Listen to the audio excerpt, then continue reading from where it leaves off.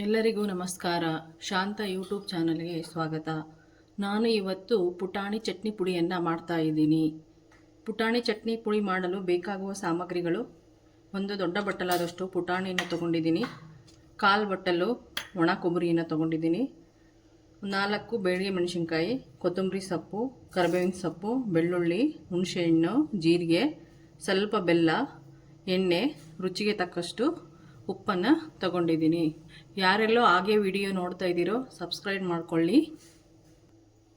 ಮೊದಲಿಗೆ gas ಸ್ಟವನ್ನು on ಮಾಡಿಬಿಟ್ಟು ಒಂದು ಬಾಣಲೆಯನ್ನು ಎತ್ತಿಟ್ಕೊತಿದ್ದೀನಿ.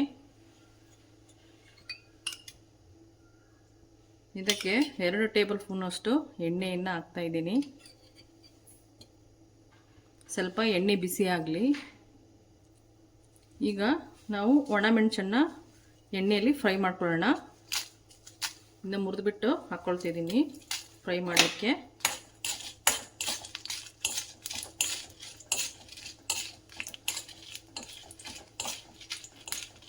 ಇದು ಇಡ್ಲಿ, ದೋಸೆ, ಚಪಾತಿ, ಪೂರಿ, ಅನ್ನ, ತುಪ್ಪದ ಜೊತೆ ತಿನ್ನಲು ತುಂಬ ಟೇಸ್ಟಿಯಾಗಿರುತ್ತೆ. ಉಪ್ಪಿಟ್ಟು ಜೊತೆ ಅಂತೂ ತುಂಬ ಟೇಸ್ಟಿಯಾಗಿರುತ್ತೆ. ಆಮೇಲೆ ನಾನು ಸ್ವಲ್ಪ ಬೆಳ್ಳುಳ್ಳಿಯನ್ನು ಹಾಕ್ತಾಯಿದ್ದೀನಿ. ಎರಡು ಬೆಳ್ಳುಳ್ಳಿಯನ್ನು ತೊಗೊಂಡಿದ್ದೀನಿ.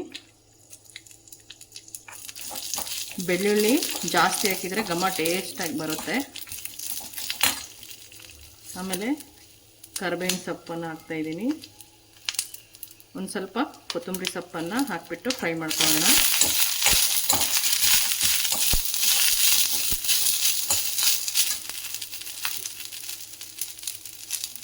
ಸ್ವಲ್ಪ ಜೀರಿಗೆಯನ್ನು ಹಾಕ್ತಾಯಿದ್ದೀನಿ, ಜೀರಿಗೆ ಮತ್ತು ಹುಣಸೆಹಣ್ಣು.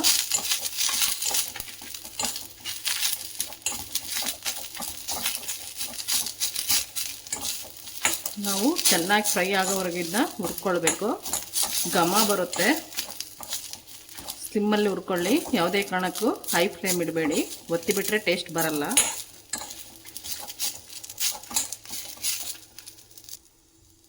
ಈಗ ನೋಡಿ, ಇದು ಗರಿ ಗರಿ ಆಗಿದೆ ಮೆಣಸಿನ್ಕಾಯಿ ಇದೆಲ್ಲ.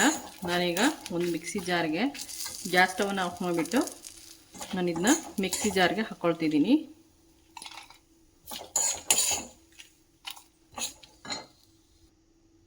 ಈಗ ನೋಡಿ, ನಾನು ಎಲ್ಲ ಮಿಕ್ಸಿ ಜಾರ್ಗೆ ಹಾಕ್ಕೊಂಡಿದ್ದೀನಿ. ನಾನು ಇದಕ್ಕೆ ಸ್ವಲ್ಪ ಉಪ್ಪನ್ನು ಹಾಕ್ತಾಯಿದ್ದೀನಿ. ನುಣ್ಣಗೆ ಪುಡಿ ಮಾಡ್ಕೊಂಡು ಬರೋಣ.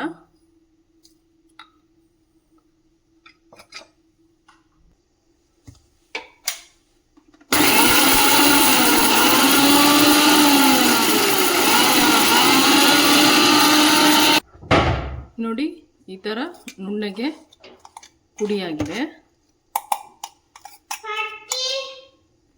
ನಾನು ಈ ಮಿಕ್ಸಿ ಜಾರ್ಗೆ ಒಣ ಕೊಬ್ಬರಿಯನ್ನು ಹಾಕ್ತಾಯಿದ್ದೀನಿ ಮತ್ತು ಪುಟಾಣಿ ಅನ್ನು ಹಾಕ್ತಾಯಿದ್ದೀನಿ. ಈಗ ಮಿಕ್ಸಿ ಹಾಕೋಣ.